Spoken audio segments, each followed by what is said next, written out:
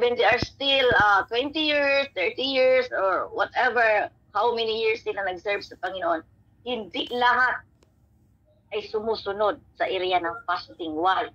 Because fasting, isa siya sa mga 7 discipline, di ba? Christian discipline, di ba? Spiritual discipline ang fasting. Panglima yata, may ano kasi ako ng kopya nasa Pilipinas. Pakinirot sa mga, naka-open na mic. Ano yan? Kaninong mic yan? Christ, diba? Before Jesus Christ go the ministry, itong pag-usapan natin, pagpapasok kay Jesus, ang inay, yung ginaka-mission that God, ang babasahin natin ngayon, ang Matthew 4:4, direct tayo sa Matthew 4:4, pero actually 1-4 siya, i-tackle natin ngayong gabi.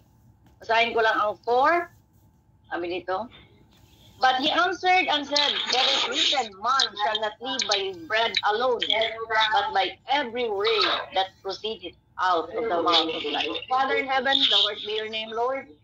Sa gabing ito, Panginoon, salamat sa iyong mga salita, Lord, na pag-aralan namin, Panginoon, kung paano kami dito sa libutan na nagpapas. So the third God, ang mga ministry na nilagay mo sa mga shoulder namin, Lord God, we can follow you, Jesus. So, manifest sa mga bawat puso namin. Salamat, Ama, sa hapong ito, sa aming pakinggan na salita mo, Lord. Hindi pa kami mag-breaking, but Lord, thank you for sustaining us. Lord, walang atin kundi sa iyo lahat. I give you all the glory and honor. In Jesus' name I pray. Marinig niyo pa ba? Yes. Bakit na kayo makalistra? Opo. Sakit sa tayo. Ay, tuloy lang kayo. Pero kung tuloy. wala, Irene yata. Isis Irene. Ano ba, Irene? Ay, Irene. Hindi lang. Practice na natin kung pwede ba tayo mag-laro. Wala nang Wala nang option ngayon. Dati pwede nating i-mute eh. Okay. Thank you, Lord. Di ba? Nag-conduct ng kanyang ministry dito sa sanlibutan. He fast for 40 days and 40 nights. Kanina, he fast 40 days and 40 nights because Jesus Christ is our mediator. Di ba? In this New Testament. Si Moses ang sa Old Testament, Jesus Christ in the New Testament because Jesus Christ is the fulfillment. Diba? Lakas talaga yung nilay rin. Okay. Okay lang yan. The verse 1, then was Jesus led up with the Spirit into the wilderness to be tempted of the devil. Pwede naman siguro i-off din. Nagbalik na. Pwede. Isa mag-off ako? Isa may nitawag. Patayin mo na ito. Baka pinatayin mo na. Patayin mo. Naka-join kasi siya. Naka-join. Okay na? Out muna tayo lahat. Out muna tayo lahat para ano. Wala naman. Wala na minute. Wala na. Nag-mute na siya. Nag-mute na siya. Okay. Okay, padayon ta mga igsoon. Be tempted of the devil concerning pangalawa, di ba ang sabi dito, meron tayong 3 temptation. Ilang temptation ang ginawa ng Satanas kay sa Panginoong Jesus? 3 beses siyang inattempt to test, di ba? When Jesus Christ, sa verse 2, and when he had fasted for 40 days and 40 nights, he was afterwards hungry. Ang ating Panginoon, mga kapatid, na-feel niya yung hungriness because God is 100% human and He is God, di ba? Kaya na-feel niya yung hungry because katulad din natin siya, nagugutom, di ba? Sino nagugutom ang ating Panginoon, doon pumasok ang kaaway. And when the temper come to him, he said, if thou be the Son of God, command that this stone be made into bread. Di ba? Bugoy kayo ni Satanas, di ba? Bugoy. Yeah. Kabalo siya nga gigutom mga atong Dios og nagpahulay dito sa bangko kay gikapoy, gigutom, di na maintindihan ng Panginoon kung anong naramdaman niya because nag-away na iyang kagutom. Satanas nga perting buguya, bantayan rang atong Ginoo, ning adto siya dito og iyang gipintal. Okay? Nako, praise one na po ni Sis Lodi ron. And then was Jesus laid up, di ba, sabi dito, concerning Christ's temptation, observe that directly after was declared to be the Son of God, di ba? Natem siya, and the Savior of the world, he was tempted great privilege and special, the great privilege that God in a divine favor will not secure any from being tempted. But if the Holy Spirit witness to our being, adopted as a children of God, that will answer all the suggestion of the old evil spirit. Ang una, di ba? Ang unang temptation na gitempt ng ating Panginoon. Satan tempted to Jesus Christ, he tempted him for despair of the Father's goodness and to distrust his Father's care concerning him. It is one of the wiles of Satan to take advantage or outward condition and those who are brought into strait have need to double their guard. Diba? Alam ng Satanas na gutom ang ating Panginoong Hesus at nakaupo doon sa bato, di ba? Doon sa wilderness, di ba? Matamlay nag-iisa, nilapitan ng Satanas. Bay kay gutom, di ba? Pwede mong gawin yung bato na tinapay kasi Diyos ka eh, di ba? Grabe, di ba? Inutusan pa niya ang Diyos inutusan ni si Jesus Christ na yung bato gawing tinapay. Pero anong sinagot ng ating Panginoon? May panglaban ng ating Panginoon. Di ba? Anong sinagot niya kay Satanas? Nasusulat. Yun, sige daw, Sis Grace. Nasusulat. Hindi lamang sa Anong nasulat? tinapay, hindi lamang sa Hindi lamang tinapay sa na tinapay na bubuhay ang tao, kundi kundi sa salita ng Diyos. ng Diyos. Ang Na lumalabas sa ating namumutawi sa bibig ng Diyos. God. O, di ba? Alam natin. Di ba? Yun ang sinabi na po yung nasusulat. Di ba? Thank you. Di ba? Kaya, ginamit ng ating Panginoon ang salita ng Diyos, the Word of God. Di ba? Nasusulat, di ba? To set as an example, he appealed to what was written in the scripture. Di ba? Sinabi ng Panginoon, nasusulat, scripture. Ginamit ng Lord ang scripture, the Word of God. This method we must take when with it any time we are tempted to sin. Tayo ha?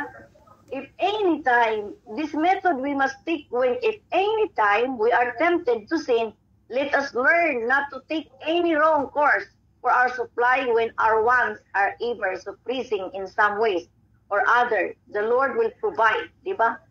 Pag na-tempt tayo, alam natin na nunod ang temptation, gamitin natin ang salita ng Panginoon, di ba? It is written, di ba?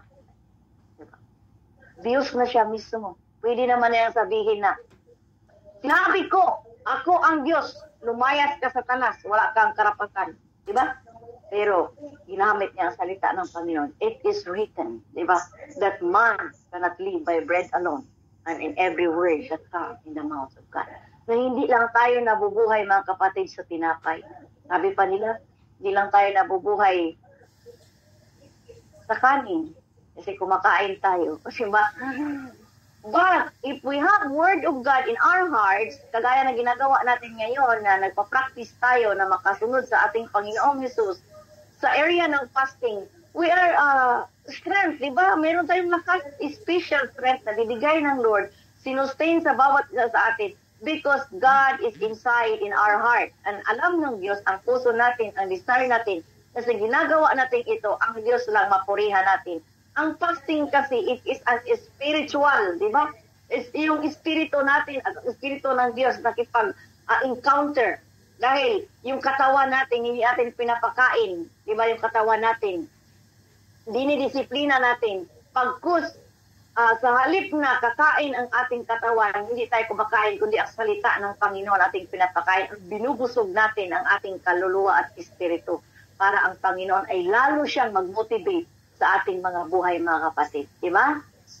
Kaya ang gusto ng ating Panginoon, patuloy tayo na maglilingkod sa Kanya. Ang pangalawa, sabi dito, Satan tempted to presume upon his Father's power and protection in a point of safety, nor are an any extreme more dangerous than despair and presumption, especially in the affairs of our soul.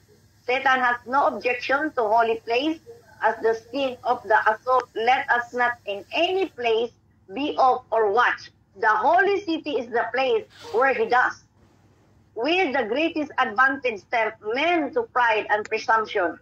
All high places and sleepy places, advancement in the world, make men mark for Satan to shoot his fairy darts at. It's Satan so well versed in the scripture as to be able to quote it readily. He is to it. It is possible for man to have his head full of the scriptures. Mga kapatid, ang pangalawang pagtempt ng ating ni Satanas, ang tinempt niya ang ating Panginoon sa pangalawa. Sabi niya, ano yung pangalawa? Tandaan niyo yung pangalawa? Opo. Ano pangalawa? Kung ikaw ang anak ng Diyos, magpatihulog ka. Oh, di ba? Kung ikaw ang anak, grabe talaga. Mga kapatid, alam ni Satanas na Diyos ang pangarap niya. Imagine ka kung ikaw anak ni Diyos, inutusan niya magpatihulog ka kasi darating yung mga anghel mo at sasaluin ka. Di ba? Saluin ko ng anghel. Magpatihulog ka. Si Jesus mismo sinabihan na Diyos siya mismo. Alam na Satanas na mismo, Diyos, magpatihulog ka. Diba? Kaya gawin yun ng ating Panginoon kahit walang mga anghel, hindi siya maaano dahil Diyos siya eh. Pero pangalawa, sinabi niya, it is written, di ba? Anong sinabi niya diyan? Inulit ng ating Panginoon ang salita ng Panginoon. Ang scripture ang nagsasabi na scripture ng ating Panginoon. Anong sinagot ng ating Panginoon nung sinabi ng patihulog ka? Sa verse? Okay po, ang sinagot ng Panginoon, sapagkat nasusulat sa kanyang mga anghel, kay itatagubilin at sa kanilang mga kamay, ikay aalalayan. Yung ba sinagot niya? Sa mga bato paamoy hindi masasaktan.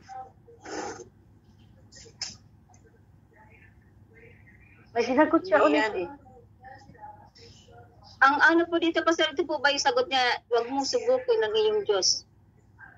Huwag mong subukin ng Panginoon ng Diyos. Yun ang sagot ng ating Panginoon. Sabi niya, sinagot niya, huwag mong subukin ang iyong Panginoong Diyos. Diba? Sinabi na niya. Si Satanas, ang kapal talaga ng mukha. Pangalawa na sabi, sinabihan na nga siya, huwag mong subukin ang Panginoong Diyos. Pero anong ginawa niya? Sige pa rin siya. Hindi siya tumigil. 3 bisis. Diba? Ang pangatlo, ang sinabi niya, ang pangatlo. Anong pangatlo? Ang balis ka, Satanas. Huwag mong Diba? subukin Tinin pa siya. Panginoon mong Diyos. Hindi pa siya pinaalis. Yung pangatlo. Hindi pa ba? Ibibigay ko sa iyo ang lahat ng ito. Kung magpatira pa ka, sasamba sa akin ang kapanahonan. Ayun. Diba? Akala mo naman siyang may-ari, siyang may titulo ng lahat ng mga ari-arian. Wala. Diba, itinapon nga siya. Ang galing-galing niya mga agaw kasi si Satanas ay mga agaw. Kaya, mga agaw dyan. Mga agaw. Hirap pangitin. Pag nangaagaw ka mga kapatid, alam mo na kung sinong sinasamba mo. Diba? Kasi si Satanas, John 10:10, he come to steal. Diba?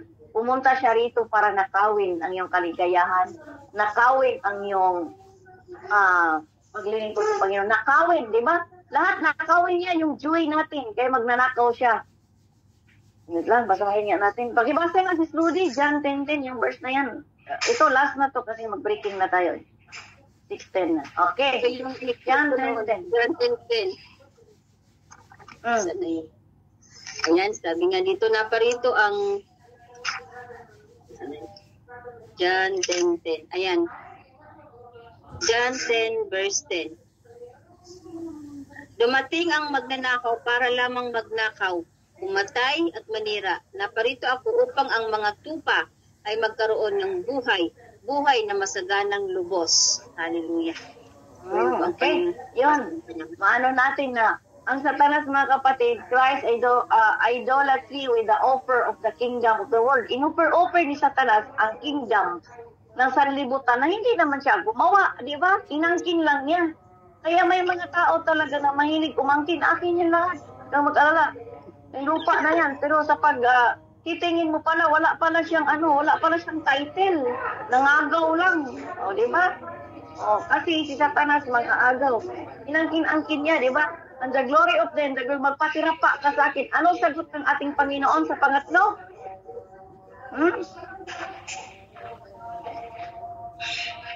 Lumayas ka Anong sinagot niya?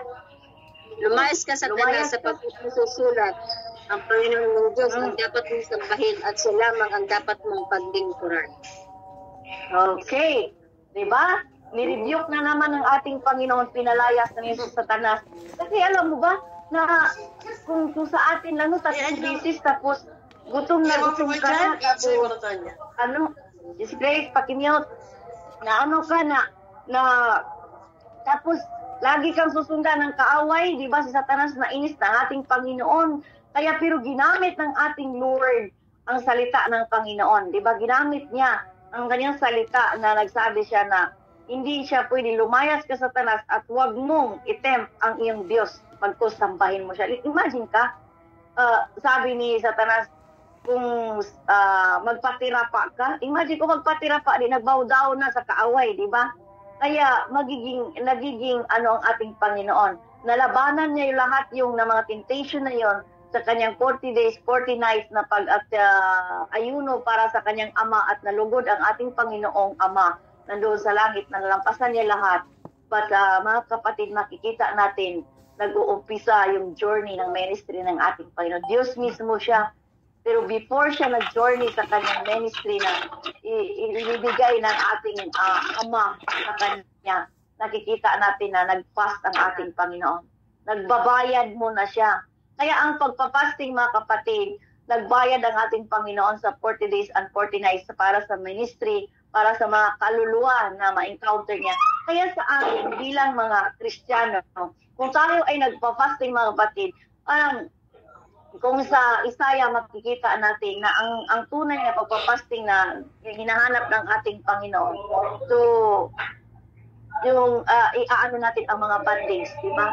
Kaya sa pagpatuloy natin sa ating Panginoon na paglilingkod natin sa Panginoon mga kapatid, alalahanin natin na ang Diyos ang ating makapangyarihan at ang mga temptation sa panahon ng ating mga pain ng kaawayan, pain ng Satanas, minsan itest tayo sa mga ganung mga bagay kung saan tayo mahina. Pero mga kapatid, gamitin natin ang salita ng Panginoon para ang authority ng ating Panginoon at tantanan tayo ng kaaway at maging successful ang ating pag-fasting para mag-glorify ang ating Panginoon. Una-una, ang ating sarili. Yung repentance, di ba? Pagpakumbaba. 2 Chronicles 7:14. If my people will humble themselves, di ba? And turn their wicked ways, and then God will heal their land. Kaya mga kapatid, salamat sa bawat isa sa hapong ito na natagumpayan natin na kasama ang Panginoon sa whole day na marami tayong ginagawa pero nandito tayo nagpupurit na papasalamat sa ating Diyos na we're still healthy, na parang hindi lang tayo nag-fast because malakas ang ating katawan, malakas ang ating espiritu at puno tayo sa banal na espiritu na galing sa ating Panginoon. Kaya continue tayo sa 7 days, may gagawin si Lord, patuloy lang natin i-check ang ating mga puso para ito ay patuloy na ang ating mga puso na na-check ng ating Panginoon at tayo ay i-bless niya every now and then. Kaya sa mga temptation, kung minsan, nasa atin din ang choice, diba? Kung minsan, nasa ating desire, sabi sa James na alam natin na magkakasala tayo, bakit pa tayo pupunta doon? Alam natin na magkakasala tayo, diba? Bakit pa natin gagawin? Kaya resist the devil and he will play from you. I do hope na mayroon tayong nalalaman sa gabing ito at na-apply sa ating buhay. Na-take up po na to last time kaya nakakasagot na tayo sa bawat isa kasi yung salita ng Panginoon nagrema sa ating puso at ito ay nandito na at patuloy nating na-remember na we have an authority to resist the devil If there are temptation, it is not a sin. If we lie down, the temptation is already sin. Kaya tandaan natin, ang temptation, hindi pa kasalanan.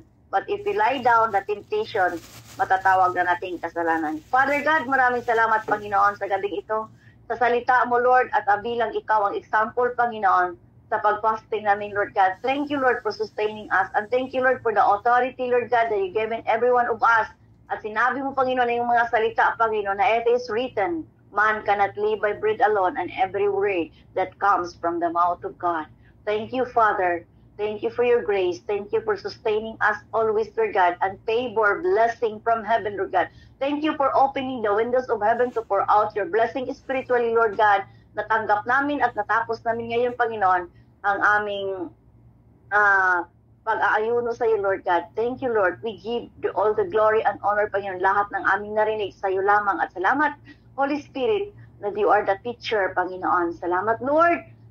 Sa narinig namin, Panginoon, sa gabing ito, walang akin, sa iyo lamang, Lord, ang himaya ug dungog ug ang pagpasalamat sa pangalan ni Jesus na aming Diyos na tagapagligtas. In Jesus' name, Amen. Ibalik ko sa MC. Amen.